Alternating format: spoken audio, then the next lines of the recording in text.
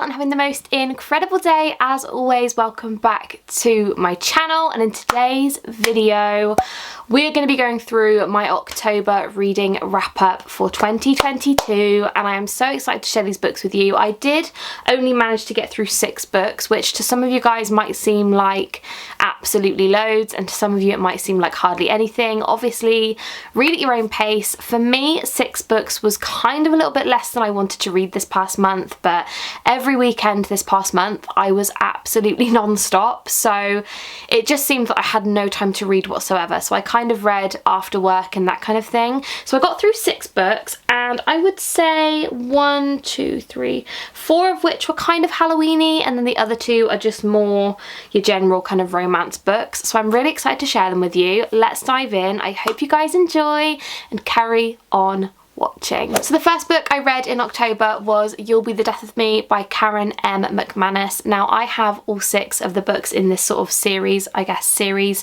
and I do really like them. One of my friends, Kelsey, does not like her writing whatsoever, and I definitely think it's a Marmite. You're gonna love it, you're gonna hate it, and this book was not my favourite, I have to admit.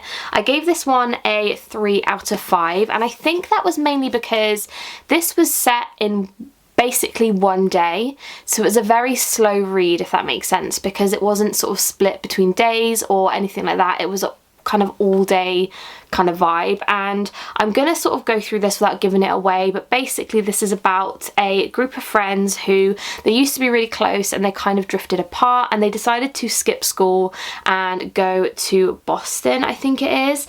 And then when they're in Boston, they spot one of their classmates, and they decide to go into the building that he goes in, and they find a dead body. Now, I'm not going to give anything else away because that kind of happens quite early on in the book, but they find a dead body, and they sort of figure out what's going on. You kind of don't know who's done it, what's happened, until obviously the end. I do like the fact that in Karen's books she does kind of, you do find out all the details, and that's quite nice because I hate leaving stones unturned in books. I find it really annoying, but I love that she kind of tells you all the ins and outs, which is fab. But this wasn't my favourite of her books. I've also read One of Us is Lying, One of Us is Next, and I'm currently reading Two Can Keep a Secret, which will be in my November reading wrap up, so I'll go through that one then. But yeah, this was a 3 out of 5 for me. Not my complete favourite, but it wasn't awful. I think if you like Karen M. McManus's writing, then definitely give it a read anyway, because I'm the sort of person that when I buy one, I want the whole range, so I bought them all, and I do like this book. It just wasn't my favourite. So the next book I read was It Happened One Summer by Tessa Bailey. Now, this one is definitely not an autumnal book whatsoever. It's based in the summertime. It's a book that you really definitely should read in the spring, summertime. I basically picked this one out at random, so I decided to give it a go. It's 400 pages. It is quite a lengthy book, I'm not gonna lie, and it's, you know, it's kind of got smallish font, so it did take me a little while to read. However, I really enjoyed it. I gave it 5 stars. So basically, the gist of this story is Piper gets in trouble with her parents, and she gets sent to her mum's original hometown, which is like a seaside town. I kind of pictured it as like Swanage, Western, Supermare, kind of like seaside town in my head. So she gets sent there to kind of learn the value of money, to sort of grow up basically, and she meets this guy called Brendan, who is kind of a grumpy sunshine romance. He's kind of like a really stern fisherman. He isn't looking for a relationship at all. He had a wife who sadly passed away like 7 years ago.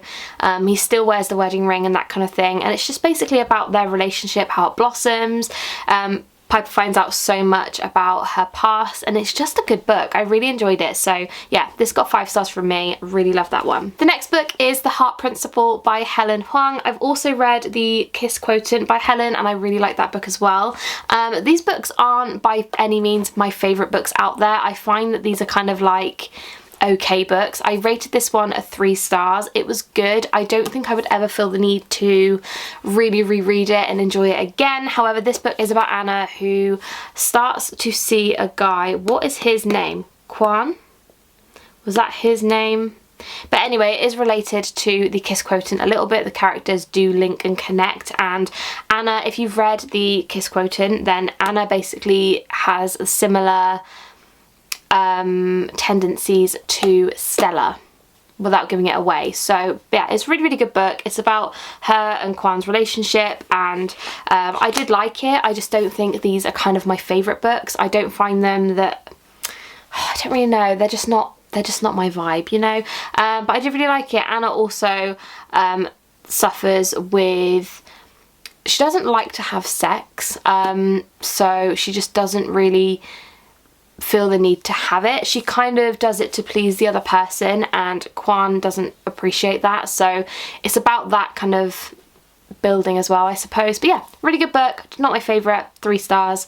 Moving on. The next book I read was Last One to Die by Cynthia Murphy, the queen, the legend, that is one of my favourite authors of all time. And I saw this in Waterstones, and it's very rare for me to see a book in Waterstones and just instantly pick it up and read it straight away. However, beautiful. This book was so incredibly good. I need to remind myself of the names. Neve was her name. I'm going to try and explain this book without giving it away. Basically, it's about a girl who goes to a drama school in London, and while she's there, some things keep happening and people keep going missing and getting murdered, and essentially she meets somebody at a I'm trying to think, like a work experience, I suppose. She has to go and do like a work experience as part of her drama course, and she meets somebody there, and it's kind of about what's been really going on. And I cannot tell you anything else without giving it away, but her books are insane. The twists, the turns, I cannot tell you how good they are. The one thing I will say though with this book is I did kind of catch on towards the end what was going on before you're told what was going on. With Win, Lose, Kill, Die, I had no idea. So I really did like this book. I'm pretty sure, let me just check, I rated this one at 5 stars. Incredible. If you want a creepy, good book, anything by Cynthia Murphy is amazing. I mean, I've read 2 books, but I love them. And she is releasing another one called, I think it's like Midnight something. It has got the word midnight in it, I can't remember, but beautiful, incredible, I love it. Amazing. The next book I read in October was The Ex-Hex. I feel like 99.9% of us have read this book in October, and I just felt like it was necessary. There is the other book called The Kiss Curse, which I really want to pick up, but this is the one I read in October, and I really, really enjoyed it. Essentially, this is about a girl called Gwen who is a witch, and in her town, it's a very witchy town. Like, a lot of people there know what's going on, and a lot of people there don't have a clue what's going on. And she works at the school, and at the school there's kind of classes for normal people. I can't bend my finger, sorry, I've got a plaster on. And classes for witches and things like that. So it's kind of that vibe. But one of her exes, she essentially set a curse on by accident, comes back into town, and I'm not going to say any more. But it's so good. It's such a fun read. Really, really easy to read as well. The writing is nice and big, so I think I read this in a couple days, but you could definitely binge this in a day if you have the whole day free. It's a beautiful book.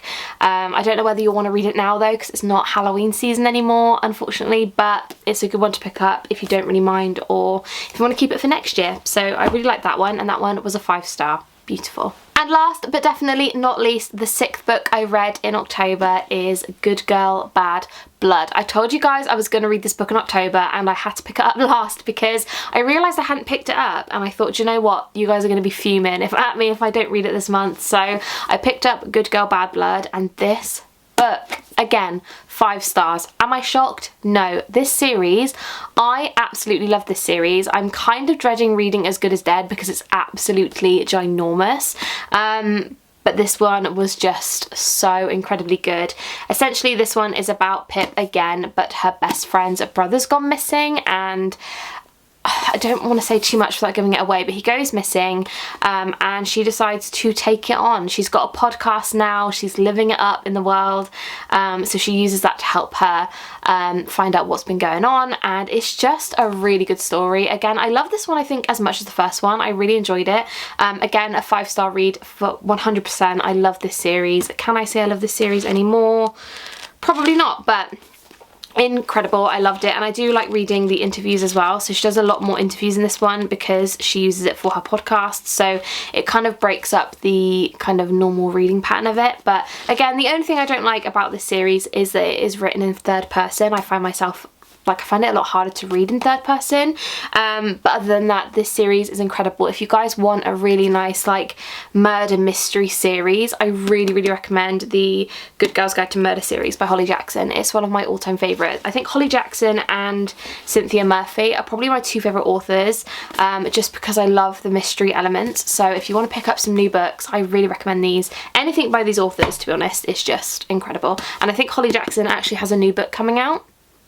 It's on my Christmas list. I think it's called 5 Survive or something like that, so really excited to give that one a go to. So that is everything for all the books I read in October. I really hope you guys enjoyed this video, and I would absolutely love to know down below what you guys read in October, what you think I should read over the next coming months. I am officially, and I promise this time, I'm on a book buying ban until Christmas, so I'm not allowing myself any more books. I am hoping to do a shop with me style video this weekend, so apart from that, I am not buying any more books because it's becoming a bit of a problem. I feel like I always have 50 books on my TBR, and then I read like 6 or 7, and then I buy 6 or 7 books, and then I'm back at 50 again, and it's not decreasing. So I'm officially on a ban apart from tomorrow, so yeah. Anyway, I hope you guys enjoyed this video. Let me know down below. Also, if you haven't subscribed, please make sure you do. I upload a lot of book content, lush content, lifestyle content. So if you want to see more, make sure you subscribe, and I will see you in my next video. Bye guys.